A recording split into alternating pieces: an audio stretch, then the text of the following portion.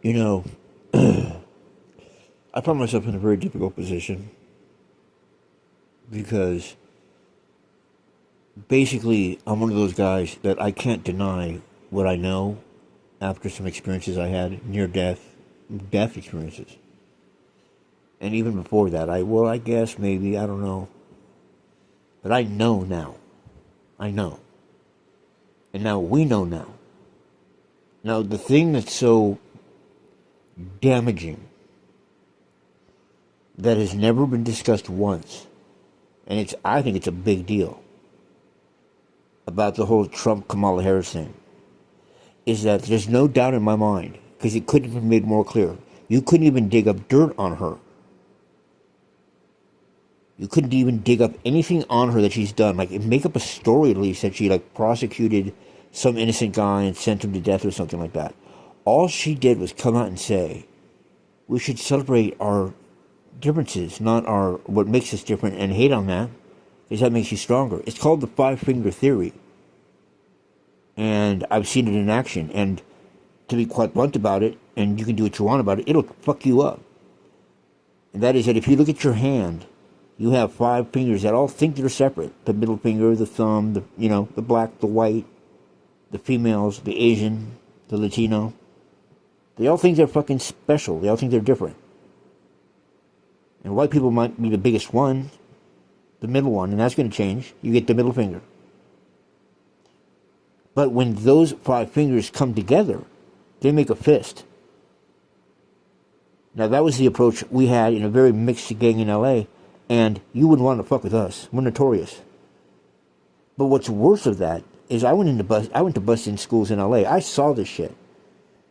I use the example of, see, you guys had your big wake-up call for your first time in life as children when you, like, walked in on mommy and daddy having sex. Remember that? Oh, shit.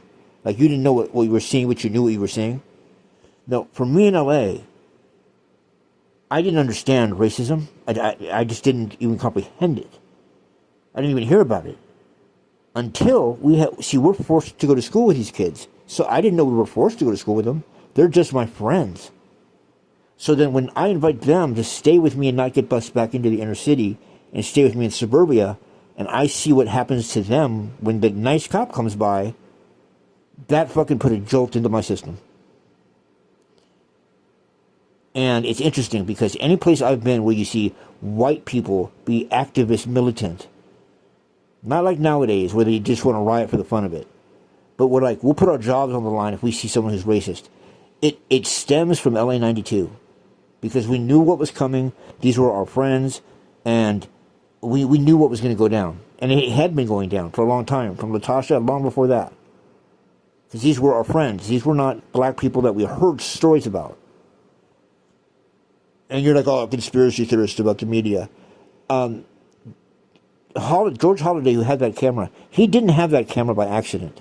A lot of us had cameras inside of our dash compartment. So there was a plan. Yes, I'm saying there was a secret plan in L.A. to finally catch these fucking cops.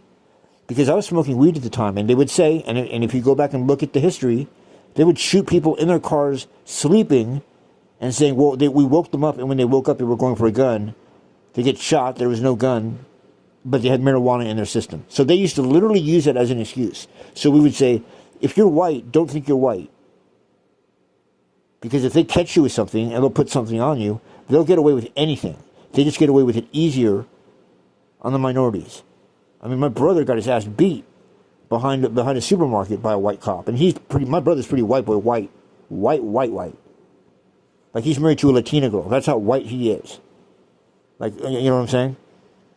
So, as a middleman, I'm talking to people, and for a long time there was not any really open racism. Because you know that you look, I'll just be honest with you. Like, in life, you guys make fun of homosexuals. But really in life, the homosexually minded, meaning the one who's corrupted, are the racists. Like, white supremacy is once you get over the genetic default put into you to make you think you're supreme. And we knew white supremacists that were white supremacists. So what? Linebacker is the best at his position. The quarterback is the best at his position. When you get every single race that's the best in their specialty in one group, you don't even need a gun. Everyone was terrified of us. And no one would jump us because, well, what's the Nazi lowriders going to do? We had 3 guys that were ex-Nazi lowriders did prison time for murder. You're not going to fuck with that group. And my other buddies was fucking black militant. He knew all the Crips and Bloods. And then we had Mexican Mafia, Mexican guys with us. We would walk into a restaurant, they would all stare at us. That's power, bro. That's power. That's why the United States is united for a reason. So let me tell you something. Just like when I saw Reginald Denny get beat, the first thing I thought, it's the same thing I thought when I saw Kamala Harris get beat. Because I was like, they never have a politician that's that perfect. And they never have one that's imperfect. But you don't think that's imperfect. You think he's a go-getter in the Senate. I guarantee you Trump will never step near me or a Generation Xer. Because he's stealing our time. He's way too old. He should never be in that office. He should have been running in the 90s. Now, this is historically a problem. So it may not be Trump's policies. It's that you keep sticking in a guy who wants to fuck girls our age, but he doesn't want to respect us after we get disrespected our whole lives. And that goes for all you people who say, oh, affirmative action needs to end. We're not racist. We're not racist. But then what's going on here? I didn't see anything when the cop arrested him. He went into the office just fine, but he came out dead. Now we know. So keep in mind, you can be racist against black people, but there is a huge chunk, and a powerful one at that, of white people that got burned because we've been telling our black friends who don't have connections in the white hoods or live in white hoods, dude, you guys are, you're exaggerating. They fixed their retardedness. They're better now. And they're like, no, they're not, dude. I'm telling you, they're hating on us when you're not around.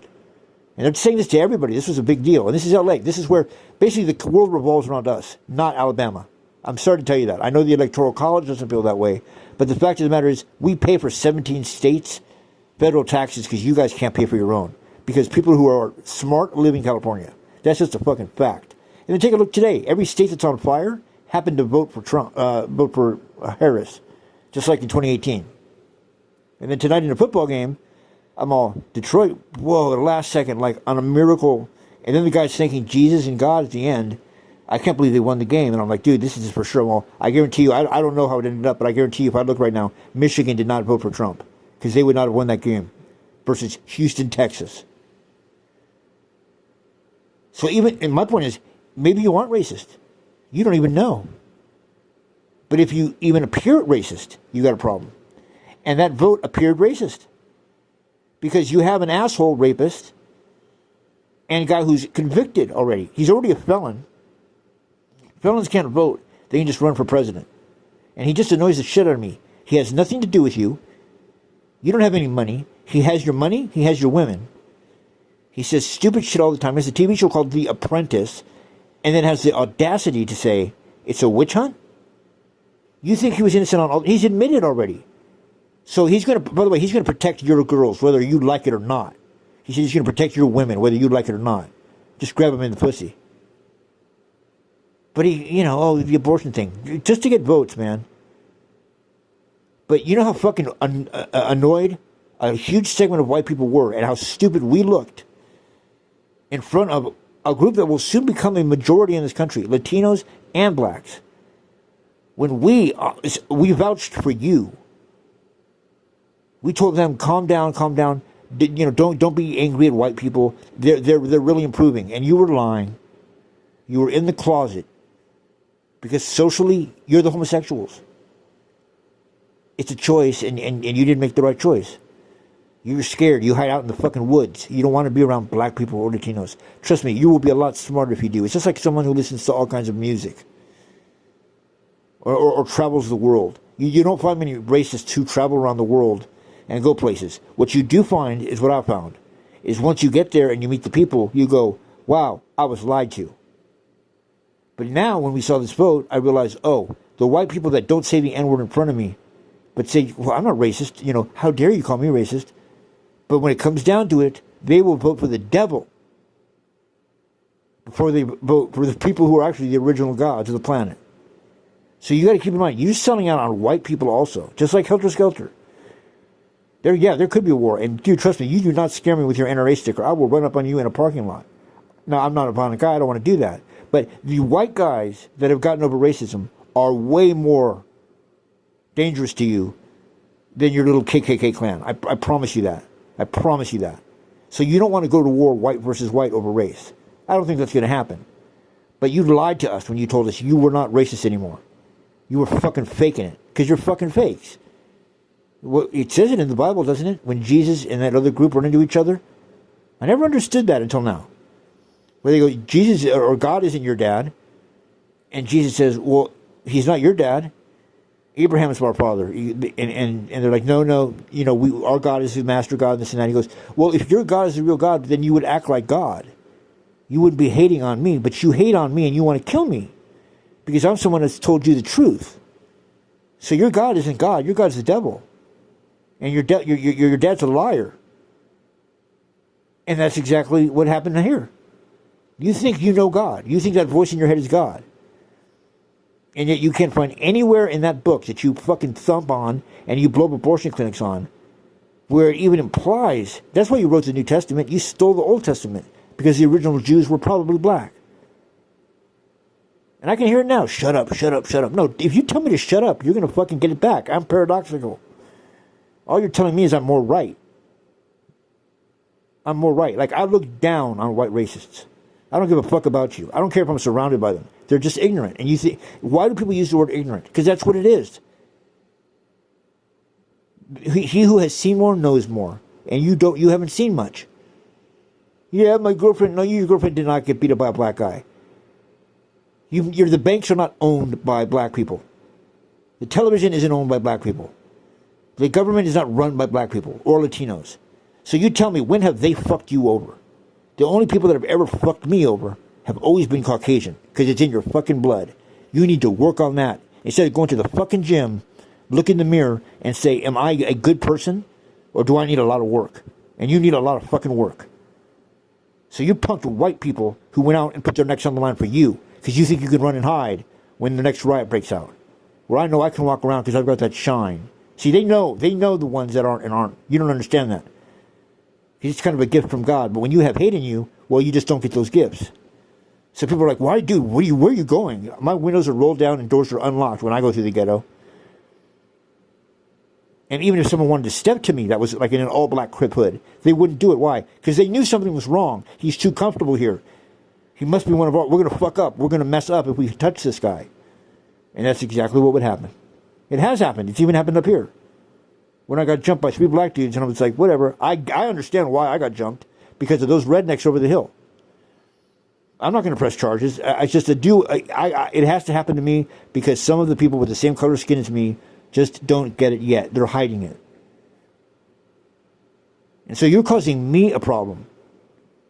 You're going to tell me, oh no, dude, some N-words jumped you. No, they wouldn't have jumped me if you weren't racist. It's called white flight. Dude, I had it when I was a kid.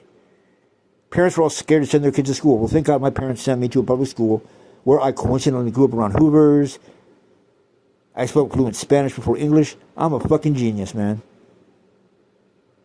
Oh, hey, I'm not trying to impress you.